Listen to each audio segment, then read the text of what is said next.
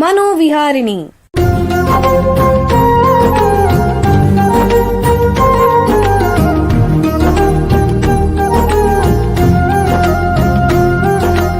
ಬೆಂಗಳೂರಿನ ನಿಮ್ಹಾನ್ಸ್ ವತಿಯಿಂದ ಮಾನಸಿಕ ಆರೋಗ್ಯ ಮತ್ತು ನರವಿಜ್ಞಾನ ಕುರಿತ ಪ್ರಾಯೋಜಿತ ಶಿಕ್ಷಣ ಮಾಲಿಕೆ. ಸಹಯೋಗ ಕರ್ನಾಟಕ ವಿಜ್ಞಾನ ಮತ್ತು ತಂತ್ರಜ್ಞಾನ ಅಕಾಡೆಮಿ, ವಿಜ್ಞಾನ ಮತ್ತು ತಂತ್ರಜ್ಞಾನ ಇಲಾಖೆ, ಕರ್ನಾಟಕ ಸರ್ಕಾರ. ಕೇಳಿ ಮಾನಸಿಕ ಆರೋಗ್ಯ ಮತ್ತು ನರವಿಜ್ಞಾನ ಕುರಿತ ಮಾಲಿಕೆ ಮನೋವಿಹಾರಿಣಿ. ನಮಸ್ಕಾರ ಶ್ರೋತೃಗಳೇ, ನಿಮಗೆಲ್ಲರಿಗೂ ಮನೋವಿಹಾರಿಣಿ ಶಿಕ್ಷಣ ಮಾಲಿಕೆಯ ಈ ಸಂಚಿಕೆಗೆ ಆತ್ಮೀಯ ಸ್ವಾಗತ. ಹಿಂದಿನ 4 ಸಂಚಿಕೆಗಳಲ್ಲಿ ನರಮಂಡಲದ ಅಸ್ವಸ್ಥತೆಗಳಲ್ಲಿ ಮುಖ್ಯವಾಗಿರುವಂತಹ ಎಪಿಲೆಪ್ಸಿ ಬಗ್ಗೆ ತಿಳ್ಕೊಂಡ್ವಿ. ಈ ಸಂಚಿಕೆಯಲ್ಲಿ ಸ್ವಲ್ಪ ವಿಭಿನ್ನವಾಗಿರುವ ವಿಷಯದ ಬಗ್ಗೆ ಚರ್ಚೆ ಮಾಡೋಣ. 2 ತಿಂಗಳ ಹಿಂದಿನ ಘಟನೆ, ನಮ್ಮ ಸಂಸ್ಥೆಯಲ್ಲಿ ವಾರ್ಷಿಕೋತ್ಸವದ ಸಲುವಾಗಿ ವಿವಿಧ ಆಟೋಟ ಸ್ಪರ್ಧೆಗಳು ನಡೀತಾ ಇತ್ತು. ಎಲ್ಲ ವಿದ್ಯಾರ್ಥಿಗಳು, ಶಿಕ್ಷಕರು, ಸಿಬ್ಬಂದಿ ಬಹಳ ಉತ್ಸಾಹದಿಂದ ಭಾಗವಹಿಸ್ತಾ ಇದ್ರು. ನನಗೂ ಪಾಲ್ಗೊಳ್ಬೇಕು ಅಂತ ಆಸೆ, ಆದರೆ ಅಭ್ಯಾಸ ಇಲ್ಲ. ಸರಿ ನೋಡೋಣ ಅಂತ 100 ಮೀಟರ್ ಓಟ, ಕಬ್ಬಿಣದ ಗುಂಡು, ಕಬ್ಬಿಣದ ತಟ್ಟೆ, ಕಬ್ಬಿಣದ ಭರ್ಜಿ ಎಸೆಯೋ ಸ್ಪರ್ಧೆ, ಹೀಗೆ ಒಂದಾದ್ಮೇಲೆ ಒಂದು ಸ್ಪರ್ಧೆಯಲ್ಲಿ ಭಾಗವಹಿಸಿದೆ. ಬಹುಮಾನ ಏನೂ ಬರಲಿಲ್ಲ ಅಂತ ಇಟ್ಕೊಳ್ಳಿ, ಆದರೂ ಎಲ್ಲರ ಜೊತೆಯಲ್ಲಿ ಸ್ಪರ್ಧಿಸಿದ್ದೇ ಒಂದು ಖುಷಿ. ಆಡೋವರೆಗೂ ಎಲ್ಲ ಚೆನ್ನಾಗಿತ್ತು. ಆದರೆ ಮನೆಗೆ ಬಂದಮೇಲೆ ಸಾಯಂಕಾಲ ವಿಪರೀತ ಮೈಕೈ ನೋವು, ಅದರಲ್ಲೂ ಬೆನ್ನು ನೋವು ತುಂಬ ತೀವ್ರವಾಗಿತ್ತು. ಈ ಬೆನ್ನು ನೋವು ಅಥವಾ ಲೋವರ್ ಬ್ಯಾಕ್ ಪೇನ್ ಅನ್ನೋದು ಅನುಭವಿಸಿದವ್ರಿಗೆ ಗೊತ್ತು. ಆ ನೋವು ಆಗ್ತಾ ಇದ್ದಾಗ ಬೇರೆ ಏನೂ ಮನಸ್ಸಿಗೆ ಬರಲ್ಲ. ನೋವಿನ ಶಮನ ಆದರೆ ಸಾಕಪ್ಪ ಅನ್ನೋ ಒದ್ದಾಟ. ಅದರ ನಡುವೆನೂ ನನಗೆ ಕೆಲವು ಪ್ರಶ್ನೆಗಳು ಮನಸ್ಸಲ್ಲಿ ಮೂಡಿದವು. ವೈಜ್ಞಾನಿಕ ಮತ್ತು ವೈದ್ಯಕೀಯ ದೃಷ್ಟಿಯಿಂದ ನೋವು ಅಂದ್ರೇನು, ಅದನ್ನು ನಮ್ಮ ದೇಹ ಮತ್ತು ನರಮಂಡಲ ಹೇಗೆ ಗ್ರಹಿಸುತ್ತೆ, ನೋವಿನ ತೀವ್ರತೆ ಅನ್ನೋದು ಎಲ್ಲರಲ್ಲೂ ಒಂದೇ ರೀತಿ ಇರುತ್ತೆಯೇ, ನಾವು ಅನುಭವಿಸುವಂಥ ದೈಹಿಕ ನೋವಿನ ಹಿಂದೆ ನಮ್ಮ ಮನಸ್ಸು ಮತ್ತು ಭಾವನೆಗಳ ಪಾತ್ರ ಏನು, ಇದರ ಬಗ್ಗೆ ತಜ್ಞರ ಹತ್ರ ಕೇಳಿ ಮಾಹಿತಿ ಸಂಗ್ರಹಿಸಬೇಕು ಅಂತ ನಿರ್ಧಾರ ಮಾಡಿದೆ. ಇವತ್ತು ನೋಡಿ, ಅದಕ್ಕೆ ಕಾಲ ಕೂಡ ಬಂದಿದೆ. ನರರೋಗ ವಿಜ್ಞಾನ ಕ್ಷೇತ್ರದಲ್ಲಿ ನೋವು ಅಥವಾ ಪೇನ್ ಅಂದ್ರೆ ಏನು, ಅದರ ಮಹತ್ವ ಏನು ಅನ್ನೋದನ್ನ ತಿಳಿಸೋದಕ್ಕೆ ನಿಮ್ಹಾನ್ಸ್ನ 2 ತಜ್ಞರು ನಮ್ಮ ಜೊತೆಗಿದ್ದಾರೆ. ಮೊದಲನೇದಾಗಿ ನಿಮ್ಹಾನ್ಸ್ನ ಮಾನಸಿಕ ಶಿಕ್ಷಣ ವಿಭಾಗದಲ್ಲಿ ಸಹ ಪ್ರಾಧ್ಯಾಪಕರಾಗಿ ಸೇವೆ ಸಲ್ಲಿಸ್ತಾ ಇರುವಂತಹ ಡಾಕ್ಟರ್ ಲತಾ ಅವರು ನಮ್ಮ ಜೊತೆ ಇದ್ದಾರೆ. ಅವ್ರನ್ನ ಸ್ವಾಗತಿಸೋಣ. ಡಾಕ್ಟರ್ ಲತಾ ಅವರೇ, ನಮಸ್ಕಾರ. ನಮಸ್ಕಾರ ಸರ್. ನಿಮಗೆ ಈ ಕಾರ್ಯಕ್ರಮಕ್ಕೆ ಸ್ವಾಗತ. ಹಾಗೇನೆ ನಿಮ್ಹಾನ್ಸ್ನ ಫಿಸಿಯೋಥೆರಪಿ ಅಂದ್ರೆ ಭೌತ ಚಿಕಿತ್ಸಾ ಕೇಂದ್ರದಲ್ಲಿ ಸೇವೆ ಸಲ್ಲಿಸ್ತಾ ಇರೋ ಡಾಕ್ಟರ್ ಸೆಲ್ವ ಗಣಪತಿಯವರು ನಮ್ಮ ಜೊತೆಗಿದ್ದಾರೆ. ಅವ್ರನ್ನ ಕೂಡ ಸ್ವಾಗತಿಸೋಣ. ನಮಸ್ಕಾರ ಡಾಕ್ಟರ್ ಸೆಲ್ವ ಗಣಪತಿಯವರೇ. ನಮಸ್ಕಾರ. ನಿಮಗೆ ಈ ಕಾರ್ಯಕ್ರಮಕ್ಕೆ ಸ್ವಾಗತ. ಡಾಕ್ಟರ್ ಲತಾ ಅವರೇ, ನಿಮಗೆ ಮೊದಲನೇ ಪ್ರಶ್ನೆ ಏನು ಅಂತಂದ್ರೆ, ಈ ನೋವು ಅಂತಂದ್ರೆ ಏನು, ನಾವು ಈ ನೋವು ಅನ್ನೋದನ್ನ ಯಾತಕ್ಕೆ ಅನುಭವಿಸ್ತೀವಿ, ದಯವಿಟ್ಟು ತಿಳಿಸಿ. ನೋವು ಅನ್ನೋದು ಸಾಮಾನ್ಯವಾಗಿ ಎಲ್ಲಾ ಜನರು ಯಾವ್ದಾದ್ರೂ ಒಂದು ಸಮಯದಲ್ಲಿ ಅನುಭವಿಸೇ ಇರ್ತಾರೆ. ಸೊ ಈ ನೋವಿಗೆ ಒಂದು ಇಂಪಾರ್ಟೆನ್ಸ್ ಇದೆ ನಮ್ಮ ಜೀವನದಲ್ಲಿ. ಏನಂತ ಅಂದ್ರೆ ಅದು ನಮ್ಮ ದೇಹದ ಒಂದು ರಕ್ಷಣಾತ್ಮಕ ಕಾರ್ಯವಿಧಾನ. ಏನಂದ್ರೆ ಒಂದು ಪ್ರೊಟೆಕ್ಟಿವ್ ಮೆಕ್ಯಾನಿಸಮ್. ಈಗ ನಾನು ಕಂಟಿನ್ಯೂಸ್ ಆಗಿ ಕೆಲಸ ಮಾಡ್ತಾ ಇದ್ದೀನಿ, ಸುಸ್ತೇ ಆಗಿಲ್ಲ, ನನಗೆ ನೋವೇ ಆಗಿಲ್ಲ, ಅವಾಗ ಏನಾಗುತ್ತೆ, ಆ ಅಂಗಾಂಗಗಳಿಗೆ ತೊಂದರೆ ಆಗ್ಬಹುದು, ಡ್ಯಾಮೇಜ್ ಆಗ್ಬಹುದು. ಸೊ ಅದನ್ನ ನಾವು ಪ್ರಿವೆಂಟ್ ಮಾಡೋದಕ್ಕೆ ಅದು ಒಂದು ಅಲರ್ಟ್ ಮೆಕ್ಯಾನಿಸಮ್, ಅಥವಾ ಅದೇನಂತ ಹೇಳ್ತೀವಿ, ಒಂದು ಅಲಾರಾಮ್ ತರ. ಸೊ ಸಾಕು, ನೀನ್ ಮಾಡಿದ್ಯಾ, ಈಗ ಸುಸ್ತಾಯ್ತು, ಸೊ ಅದು ಕೆಲಸ ತುಂಬಾ ಮಾಡಿದ್ಯಪ್ಪ, ಸ್ವಲ್ಪ ನೀನು ರೆಸ್ಟ್ ತಗೋ ಅಂತ ಹೇಳಕ್ ಸಂಕೇತ ಅದು. ಮತ್ತೆ ಇನ್ನೊಂದು, ಯಾಕೆ ಅದನ್ನ ಅನುಭವಿಸ್ತೀವಿ ಅನ್ನೋವಾಗ, ಈಗ ನಾನು ಆಲ್ರೆಡಿ ಹೇಳ್ದೆ, ಈಗ ಏನಾಗುತ್ತೆ, ನಾವು ಕೆಲಸ ಮಾಡ್ತಾನೆ ಇದೀವಿ, ವೇರ್ ಅಂಡ್ ಟೇರ್ ಇರುತ್ತೆ. ಸೊ ಅದರಲ್ಲಿ ಏನಂತ ಅಂದ್ರೆ, ಯಾವ್ದಾದ್ರೂ ಒಂದು ಅಂಗಾಂಗ ಅಥವಾ ಭಾಗದಲ್ಲಿ, ದೇಹದ ಒಂದು ಭಾಗದಲ್ಲಿ ತೊಂದರೆ ಆಗಿದೆ, ಸಮಸ್ಯೆ ಆಗಿದೆ ಅನ್ನೋವಾಗ ಅದು ಸಂಕೇತ, ಅಲ್ಲಿ ರಿಸೆಪ್ಟಾರ್ಸ್ ಅಂತ ಇರುತ್ತೆ ಆ ಅಂಗದಲ್ಲಿ. ಸೊ ಆ ರಿಸೆಪ್ಟಾರ್ಸ್ ಏನ್ ಮಾಡುತ್ತೆ, ಆ ಜಾಗದಿಂದ ನಮ್ಮ ಮೆದುಳಿಗೆ ಸಂಕೇತನ ರವಾನೆ ಮಾಡುತ್ತೆ. ಸೊ ಆ ಮೆದುಳು ಅದನ್ನ ಗ್ರಹಿಸಿ ವಾಪಸ್ಸು ಎಲ್ಲಿ ಜಾಗ ಅಲ್ಲಿ ತೊಂದರೆ ಆಗಿದೆಯಲ್ಲ ಅಲ್ಲಿಗೆ ಇನ್ನೊಂದು ಸಂದೇಶನ ಕಳಿಸುತ್ತೆ. ಸೊ ಅಲ್ಲಿ ತೊಂದರೆ ಇದೆ. ಸೊ ತಕ್ಷಣ ಏನಾಗುತ್ತೆ, ಆ ಬ್ರೈನ್ ರೆಸ್ಪಾಂಡ್ ಮಾಡಿದ ತಕ್ಷಣನೇ ನಮ್ಗೆ ನೋವಿನ ಅನುಭವ ಆಗುತ್ತೆ. ಅಂದ್ರೆ ಒಂದು ಗಾಯ ಆಗಿದೆ ಕೈಗೆ ಅಂದ್ರೆ, ಎಲ್ಲಿ ಗಾಯ ಆಗಿದೆಯೋ ಆ ಭಾಗದಿಂದ ಮೆದುಳಿಗೆ ಸಂಕೇತ ಹೋಗಿ ಮತ್ತೆ ಬಂದು ಅಲ್ಲಿ ನೋವಾಗಿದೆ ನಮ್ಗೆ ಗೊತ್ತಾಗುತ್ತೆ. ಹೌದು, ನೋವಿನ ಅನುಭವ ಆಗುತ್ತೆ. ಮತ್ತೆ ಇನ್ನೊಂದ್ಸತಿ ಏನಂದ್ರೆ, ಈಗ ಕೆಲವೊಂದ್ಸತಿ ಏನು ರಕ್ತ ಹೋಗ್ತಾ ಇರುತ್ತೆ, ಬಟ್ ಇಮಿಡಿಯೇಟ್ಲಿ ನಮ್ಗೆ ಗೊತ್ತಾಗಿರಲ್ಲ. ಅದು ಸಂಕೇತ ನಮ್ಗೆ ವಾಪಸ್ ಪೇನ್ ಎಕ್ಸ್ಪೀರಿಯನ್ಸ್ ಆಗ್ಬೇಕಂದ್ರೆ ಸ್ವಲ್ಪ ಸೆಕೆಂಡ್ಸ್ ನಮ್ಗೆ ಇಮಿಡಿಯೇಟ್ಲಿ ಅದು ನೋವಿನ ಅನುಭವ ಆಗುತ್ತೆ. ಸರಿ ಸರಿ. ಅಂದ್ರೆ ಈಗ ನೋವಲ್ಲೂ ಬೇರೆ ಬೇರೆ ರೀತಿ ಇದೆಯೇ? ನೋವಲ್ಲಿ ನಾವು ಈ ಮೆಡಿಕಲ್ ಇದರಲ್ಲಿ ಏನಂತ ಹೇಳ್ತೀವಿ ಅಂದ್ರೆ, ಅವಧಿಗೆ ಅನುಗುಣವಾಗಿ ನಾವು ಅದನ್ನ ವಿಂಗಡಿಸ್ತೀವಿ. ಏನಂತ ಅಂದ್ರೆ, ಒಂದು ಅಕ್ಯೂಟ್ ಪೇನ್ ಅಂತ ಹೇಳ್ತೀವಿ, ಅಥವಾ ತೀವ್ರ ತರ. ಸೊ ಅದೇನಂದ್ರೆ, ಏನಾದ್ರ ಒಂದು ಭಾಗದಲ್ಲಿ ನೋವು ಇರ್ಬೋದು, ಸಮಸ್ಯೆ, ಇಂಜುರಿ. ಸೊ ಅದಕ್ಕೆ ಮತ್ತೆ ಅದ್ರ ಜೊತೆಗೆ ಅದು 3 ತಿಂಗಳು ಸೊ ಆ ಅವಧಿವರೆಗೂ ನೋವು ಇರುವಾಗ ಅದನ್ನ ಅಕ್ಯೂಟ್ ಪೇನ್ ಅಂತ ಹೇಳ್ತೀವಿ. ಕೆಲವೊಮ್ಮೆ ಏನಾಗುತ್ತೆ, ನೋವು ಆ ಗಾಯ ವಾಸಿ ಆಗಿರುತ್ತೆ, ಬಟ್ ನೋವು ಕಂಟಿನ್ಯೂ ಆಗ್ತಾ ಇರುತ್ತೆ. 3 ತಿಂಗಳಿಗೂ ಹೆಚ್ಚಿನ ಕಾಲದವರೆಗೂ ನೋವಿದೆ, ಮತ್ತೆ ಅಲ್ಲಿ ಯಾವುದೇ ರೀತಿಯ ಸಮಸ್ಯೆ ಇಲ್ಲ, ಅಂದ್ರೆ ಪೆಥಾಲಜಿಕಲ್ ಇಶ್ಯೂ ಏನು ಇಲ್ಲ ಅಂದ್ರೇನು ನೋವು ಕಂಟಿನ್ಯೂ ಆಗ್ತಾ ಇದೆ. ಸೊ ಆ ಸಮಯದಲ್ಲಿ ಅದನ್ನ ಕ್ರಾನಿಕ್ ಪೇನ್ ಅಥವಾ ದೀರ್ಘಕಾಲಿಕ ನೋವು ಅಂತ ಹೇಳ್ತೀವಿ. ತೀವ್ರವಾಗಿರೋದು 3 ತಿಂಗಳಿಗಿಂತ ಕಡಿಮೆ, 3 ತಿಂಗಳ ಜಾಸ್ತಿ ಅಂದ್ರೆ ದೀರ್ಘಕಾಲಿಕ ಅಂತಿದ್ರೆ. ಈಗ ಇನ್ನೊಂದೇನು ಅಂತಂದ್ರೆ, ಈ ಬೇರೆ ಬೇರೆ ಜನರಲ್ಲಿ ನೋವು ಅನ್ನೋದು ಬೇರೆ ರೀತಿ ಇರುತ್ತೆ ಅವ್ರು ಗ್ರಹಿಸೋದು. ಇವಾಗ ನಾವು ನೋಡಿರ್ಬೋದು, ಈಗ ಮಿಲಿಟರಿ ಜನರು ಅಥವಾ ಪೊಲೀಸ್ ಟ್ರೈನಿಂಗ್ ಆಗಿರೋರು, ಸೊ ಅವರು ನೋವನ್ನ ಅನುಭವಿಸೋ ವಿಧಾನ ಬೇರೆ ರೀತಿ ಇರ್ಬೋದು. ಅಥವಾ ಸಾಮಾನ್ಯ ಜನರು, ಈಗ ಅಭ್ಯಾಸನೇ ಇಲ್ದಿರೋರು ಕೆಲಸ ಮಾಡಿದಾಗ ನೋವಿನ ಅನುಭವನೇ ಬೇರೆ ಇರ್ಬೋದು. ಮತ್ತೆ ಇನ್ನೊಂದೇನಂದ್ರೆ, ಈಗ ನಾವು ಕೆಲಸದ ಮಧ್ಯೆ ಇರ್ತೀವಿ ಅಥವಾ ಸಡನ್ ಆಗಿ ಏನೋ ಒಂದು ಅಟ್ಟಿಸ್ಕೊಂಡ್ ಬಂತು, ನಾವು ಓಡಿದ್ವಿ, ಸೊ ಅವಾಗ ನಮಗೆ ನೋವಿನ ಅನುಭವದ ಪರಿವೇನೇ ಇರೋದಿಲ್ಲ. ಸೊ ಅದ್ ಏನಂತ ಹೇಳಿದ್ರೆ, ನಾವು ಆ ನೋವಿನ ಅನುಭವ ಅನ್ನೋದು ಪರ್ಸೆಪ್ಷನ್ ಅಂತ ಹೇಳ್ತೀವಿ. ಸೊ ಅವರವರ ಇಮೋಷನಲ್ ಮತ್ತೆ ಅವರವರ ದೇಹದ ಪ್ರೀವಿಯಸ್ ಎಕ್ಸ್ಪೀರಿಯನ್ಸ್, ಈಗ ಮುಂಚೆ ಯಾವತ್ತಾದ್ರೂ ನೋವಿನ ಅನುಭವ ಆಗಿದ್ದವ್ರಿಗೇನೆ ಆ ಎಕ್ಸ್ಪೀರಿಯನ್ಸ್ ಬೇರೆ ಇರ್ಬೋದು. ಅದರ ಆಧಾರದ ಮೇಲೆ ಅವ್ರಿಗೆ ಈಗ ಏನ್ ನೋವು ಆಗ್ತದೆ ಅದಕ್ಕೆ ಪ್ರತಿಕ್ರಿಯೆ ನೀಡ್ತಾರೆ. ಬಹಳ ಉಪಯುಕ್ತ ಮಾಹಿತಿ ನೀಡಿದ್ದೀರಾ ನೋವಿನ ಬಗ್ಗೆ. ಈಗ ಒಂದು ಸಣ್ಣ ವಿರಾಮ ತಗೋಣ, ನಂತರ ಈ ಪೇನ್ ಅಥವಾ ನೋವಿನ ಬಗ್ಗೆ ಚರ್ಚೆನ ಮುಂದುವರಿಸೋಣ. ಬೆಂಗಳೂರಿನ ನಿಮ್ಹಾನ್ಸ್ ಮಾನಸಿಕ ಆರೋಗ್ಯ ಮತ್ತು ನರವಿಜ್ಞಾನ ಕ್ಷೇತ್ರದಲ್ಲಿ ಹೆಸರುವಾಸಿ. ಶ್ರೇಷ್ಠ ಗುಣಮಟ್ಟದ ಔಷಧೋಪಚಾರ, ಸಂಶೋಧನೆ ಮತ್ತು ತರಬೇತಿ ಇವೇ ನಿಮ್ಹಾನ್ಸ್ನ ಪ್ರಮುಖ ಧ್ಯೇಯಗಳು. ದೇಶದ ವಿವಿಧ ಭಾಗಗಳಿಂದ ಬರುವ ಲಕ್ಷಾಂತರ ಜನರಿಗೆ ಚಿಕಿತ್ಸೆ ನೀಡುವ ನಿಮ್ಹಾನ್ಸ್ಗೆ ರಾಷ್ಟ್ರೀಯ ಪ್ರಾಮುಖ್ಯತಾ ಸಂಸ್ಥೆ ಎಂಬ ಗೌರವ. ಚಿಕಿತ್ಸೆ ಮತ್ತು ವೈದ್ಯಕೀಯ ಸೇವೆಗಳ ಜೊತೆಯಲ್ಲಿ ನರರೋಗ ಮತ್ತು ಮನೋವೈದ್ಯಕೀಯ ಪುನರ್ವಸತಿ ಸೇವೆಗಳು, ಸಮುದಾಯ ಮಟ್ಟದ ಆರೋಗ್ಯ ಕಾರ್ಯಕ್ರಮಗಳನ್ನು ನಡೆಸುವುದು ಹಾಗೂ ಜನಜಾಗೃತಿ ಮೂಡಿಸುವ ಕೆಲಸಗಳಲ್ಲಿ ಸಕ್ರಿಯವಾಗಿದೆ ನಿಮ್ಹಾನ್ಸ್.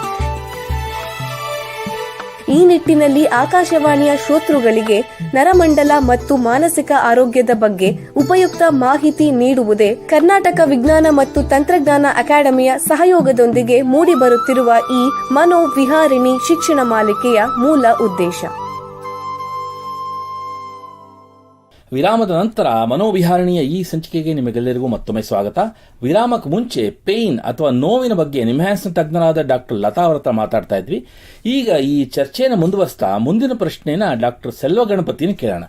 ಡಾಕ್ಟ್ರೇ, ಈ ನೋವು ಅನ್ನೋದ್ರ ಹಿಂದೆ ಯಾವಾಗಲೂ ಈ ದೇಹದಲ್ಲಿ ಹಾನಿ ಅಥವಾ ಡ್ಯಾಮೇಜ್ ಅನ್ನೋದು ಇರುತ್ತೆ. ಇನ್ನೊಂದೇನು ಅಂತಂದ್ರೆ, ಏನೇ ಮಾಡಿದ್ರು ಸ್ವಲ್ಪ ನೋವಂತೂ ಇದ್ದೇ ಇರುತ್ತಲ್ಲ ಅಂತ ಜನ ಹೇಳ್ತಾರೆ. ಇದ್ರ ಬಗ್ಗೆ ತಿಳಿಸಿ. ಒಳ್ಳೆ ಪ್ರಶ್ನೆ ಕೇಳಿದ್ದೀರಾ. ಅವಾಗಲೇ ಡಾಕ್ಟರ್ ಲತಾ ಅವ್ರು ಹೇಳಿದ್ರು 2 ಟೈಪ್ ಇರುತ್ತೆ ಅಂತ ನೋವು. ದೀರ್ಘಕಾಲ ನೋವಿನಲ್ಲಿ ಏನಾಗುತ್ತೆ ಅಂದ್ರೆ, ಅವ್ರಿಗೆ ಏನಾದ್ರೂ ಡ್ಯಾಮೇಜ್ ಆಗಿರ್ಬೇಕಂತ ಏನೋ ಅವಶ್ಯಕತೆ ಇಲ್ಲ. ಆದ್ರೆ ಒಂದ್ಸಲ ಏನೋ ದೇಹಕ್ಕೆ ಏನೋ ಒಂದು ಗಾಯ ಆಗಿದೆ, ಅವಾಗ ಅವ್ರು ಅದನ್ನ ಹೆಂಗೆ ತಿಳ್ಕೊಂಡಿದ್ದಾರೆ ಮೈಂಡ್ ಅಲ್ಲಿ, ಅದು ಬಗ್ಗೆ ಜಾಸ್ತಿ ಏನೋ ಟೆನ್ಷನ್ ತಗೊಳ್ತಾರ, ಸ್ಟ್ರೆಸ್ ಮಾಡ್ಕೊಳ್ತಾರ, ಅದು ಮುಂದೆ ಏನಾಗುತ್ತೆ ಅಂತ ಎಮೋಷನಲ್ ರೆಸ್ಪಾನ್ಸ್ ಜಾಸ್ತಿ ಆಗಿದ್ರೆ ಅವಾಗ ಏನಾಗುತ್ತೆ, ಅವ್ರಿಗೆ ಒಂದ್ ರೀತಿ ಓವರ್ ಪ್ರೊಟೆಕ್ಟ್ ಮಾಡಕ್ಕೆ ಶುರು ಮಾಡ್ತಾರೆ. ಅವ್ರ ಭಾವನೆಯಿಂದಾನೇ ಆತರ ಓವರ್ ಪ್ರೊಟೆಕ್ಟ್ ಮಾಡ್ಕೊಂಡ್ ಬಂದ್ರೆ, ಸೊ ಈಗ ಅದು ನೋವು ಅವ್ರಿಗೆ ಡೇಂಜರ್ ಅಂತ ಒಂದು ಸಿಗ್ನಲ್ ಕಳಿಸ್ತಾನೆ ಇರುತ್ತೆ. ಸೊ ಆ ಡೇಂಜರ್ ಸಿಗ್ನಲ್ ಬರುವಾಗೆಲ್ಲ ನಮ್ ಮೆದುಳು ಏನ್ ಮಾಡುತ್ತೆ ಅಂದ್ರೆ, ಈಗ ಅದನ್ನ ಕಾಪಾಡಬೇಕು ಅಂತ ನೋವನ್ನ ಕೊಡ್ತಾನೆ ಇರುತ್ತೆ. ಸೊ ಈಗ ಏನು ಗಾಯ ಆಗಿಲ್ಲ, ಗಾಯ ವಾಸಿ ಆಗಿತ್ತು, ಆಕ್ಚುಲಿ ಸಂಪೂರ್ಣವಾಗಿ ವಾಸಿ ಆಯ್ತು, ಆದ್ರೂ ಕೂಡ ಇವ್ರ ಭಾವನೆ ಹಂಗೆ ಇಲ್ಲ. ಇವ್ರು ಏನ್ ಮಾಡ್ತಾರೆ, ತುಂಬಾ ಪ್ರೊಟೆಕ್ಟ್ ಮಾಡ್ಕೊಂಡು ಜಾಸ್ತಿ ಮೂವ್ಮೆಂಟ್ ಮಾಡಲ್ಲ, ಜಾಸ್ತಿ ಅವರು ಕೆಲಸನೂ ಕೂಡ ಸ್ವಲ್ಪ ಚೇಂಜ್ ಮಾಡ್ತಾರೆ, ಜಾಸ್ತಿ ಬೆಡ್ ರೆಸ್ಟ್ ತಗೊಳ್ತಾರೆ. ಸೊ ಹಂಗಾಗಿ ಅವ್ರು ಏನ್ ತಿಳ್ಕೊಂಡಿದ್ದಾರೆ ಅಂದ್ರೆ, ಈಗ ಮುಂದೆ ಏನೋ ತೊಂದರೆ ಆಗ್ಬೋದು ಅಂತ ಅಷ್ಟು ಪ್ರೊಟೆಕ್ಟ್ ಮಾಡೋದಕ್ಕೋಸ್ಕರ ನಮ್ಮ ಮೆದುಳನ್ನು ಕೂಡ ಏನ್ ಮಾಡುತ್ತೆ ಅಂದ್ರೆ ಪ್ರೊಟೆಕ್ಟ್ ಮಾಡ್ತಾನೆ ಇರುತ್ತೆ. ನೀವು ಹೇಳೋದೇನು ಅಂತಂದ್ರೆ, ಈ ನಮ್ಮ ಮನಸ್ಸು, ಭಾವನೆಗಳು, ಮೆದುಳು ಮತ್ತು ನೋವಿನ ಮಧ್ಯೆ ಏನೋ ಒಂದು ಸಂಬಂಧ ಇದೆ ಅಂತ ಹೇಳ್ತಾ ಇದ್ದೀರಾ. ಖಂಡಿತವಾಗಿ. ಯಾಕಂದ್ರೆ ಅವಾಗ್ಲೇ ಡಾಕ್ಟರ್ ಲತಾ ಅವ್ರು ಹೇಳಿದ್ರು, ಈಗ ನೋವು ಬರೀ ಏನೋ ಒಂದು ಡ್ಯಾಮೇಜ್ ಆಗಿರ್ಬೇಕು, ಅದರಿಂದಾಗಿ ಏನಾದ್ರೂ ನೋವು ಬರ್ಬೇಕಂತ ಏನಿಲ್ಲ. ಈಗ ನಮ್ ಎಮೋಷನಲ್ ಕೂಡ ಅದಕ್ಕೆ ಜಾಸ್ತಿ ಮಾಡಕ್ಕೆ ಮತ್ತೆ ಕಡಿಮೆ ಮಾಡಕ್ಕೆ ಚಾನ್ಸಸ್ ಇದೆ. ಈಗ ನನ್ನ ಏನೇ ಆಗಿದ್ರು ನಾನು ಸ್ವಲ್ಪ ನೆಗೆಟಿವ್ ಆಗಿ ನಾನು ಯೋಚನೆಗಳು ಮಾಡ್ತೇನೆ, ನನ್ಗೆ ಯಾಕೆ ಹಿಂಗ ಆಗ್ತಾ ಇದೆ, ಇನ್ ಮುಂದೆ ಏನಾಗ್ಬೋದು, ಮತ್ತೆ ನನ್ನ ಹೆದರಿಕೆ ಜಾಸ್ತಿ ಮಾಡ್ಕೊಳ್ತಾರೆ. ಈಗ ಅವ್ರದ್ದು socio economical condition back ground ತುಂಬಾ ಪೂರ್ ಆಗಿರ್ಬೋದು, ಅವಾಗ ಇನ್ನೂ ಅದು ಸ್ಟ್ರೆಸ್ ಕೊಡುತ್ತೆ ಅವ್ರಿಗೆ, ಇನ್ನೂ ಒಂದು ಡೇಂಜರ್ ಹೆಚ್ಚಾಗ್ಬಿಡ್ಬೋದೇನೋ.